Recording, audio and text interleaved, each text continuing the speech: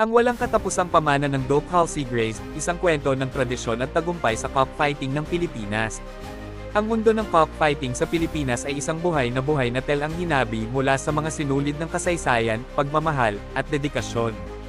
Sa puso ng masiglang tradisyong ito ay nakasalalay ang pamana ng mga natatanging lahi ng manok, bawat isa ay nagdadala ng mga kwento ng mga dedikadong breeder at ang mga tagumpay ng kanilang mga mahalagang manok. Isa sa mga lahi na ito, ang Doc Halsey Grace, ay nakatayo bilang isang patunay sa walang hanggang lakas ng pamana at ang hindi matitinag na pangako ng mga nag-iingat nito. Ang Doc Halsey Grace ay nagmula sa kilalang breeder na Amerikano, si Doc Halsey. Siya ay isang visionary sa mundo ng mga manok, kilala sa kanyang natatanging kasanayan sa pagpapalahi at ang kanyang mga kontribusyon sa pag-unlad ng iba't ibang lahi. Ang kanyang pangalan ay naging kasing kahulugan ng kahusayan at pagbabago sa sport.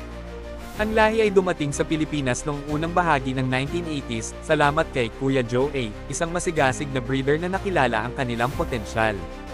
Nag-import siya ng isang purong trio, isang broodcock at 2 hens mula sa Estados Unidos, na nagtatag ng pundasyon para sa presensya ng lahi sa bansa. Ang kanyang mapag-isip na kilos ay magbabago sa hinaharap ng cockfighting sa Pilipinas. Ang Halsey Grace ay madaling makilala sa kanilang natatanging kulay abo na balahibo, isang katangian na nagtatakda sa kanila bukod sa iba pang mga lahi ng manok. Ngunit ang kanilang tunay na kahusayan ay nasa kabila ng kanilang hitsura.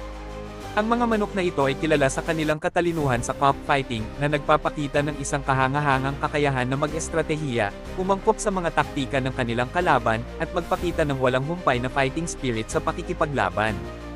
Hindi lang sila mga manlalaban, sila ay mga strategist. Bukod dito, ang Halsey Grace ay mayroong angat sarado na kalikasan, ibig sabihin ay maingat silang pinangangalagaan at nananatiling kalmado sa ilalim ng presyon.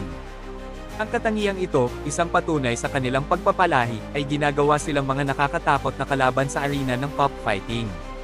Hindi sila madaling matakot at kayang tiisin ang matinding presyon, na ginagawa silang isang puwersa na dapat ikatakot. Ang Halsey Grace ay nagkaroon ng malaking epekto sa cockfighting sa Pilipinas, na nakakaimpluwensya sa pag-unlad ng iba pang mga kilalang lahi, kabilang ang Halsey Reds at ang Lemons. Ang mga lahi na ito ay naging napaka-popular sa mga breeder sa buong Pilipinas, isang patunay sa walang hanggang impluwensya ng Halsey Grace. Ang pamana ng Doc Halsey Grace ay isa sa tradisyon, kahusayan, at ang walang hanggang lakas ng mga lahi. Patuloy silang paborito sa mga breeder na pinahahalagahan ang kanilang katalinuhan, kakayahan sa pakikipaglaban, at angat sarado na kalikasan. Sila ay kumakatawan sa isang pamantayan ng kahusayan na pinagsisikapan ng mga breeder. Ang Dragon Warrior Game Farm sa Pilipinas ay gumaganap ng isang mahalagang papel sa pag-iingat at pag-aalaga sa lahi ng Doc Halsey Grace mula noong unang bahagi ng 1980s. Maingat nilang pinanatili ang integridad ng lahi, tinitiyak na ang mga pangunahing katangian nito ay ipinasa sa mga susunod na henerasyon. Ang kanilang dedikasyon sa tradisyon at kahusayan ay nagtiyak na ang pamana ng Halsey Grace ay patuloy na umuunlad. Ang Doc Halsey Grace ay isang patunay sa walang hanggang lakas ng pamana at ang dedikasyon ng mga breeder na nag-iingat ng mga natatanging lahi.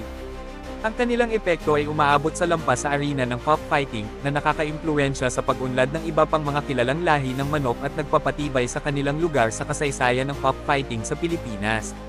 Hanggat ang mga breeder tulad ng mga nasa Dragon Warrior Game Farm ay patuloy na nag-aalaga sa mga natatanging lahi na ito, ang hinaharap ng cockfighting sa Pilipinas ay mananatiling maliwanag, puno ng pangako ng mga exciting na laban at ang walang hanggang pamana ng Doc Halsey Grace.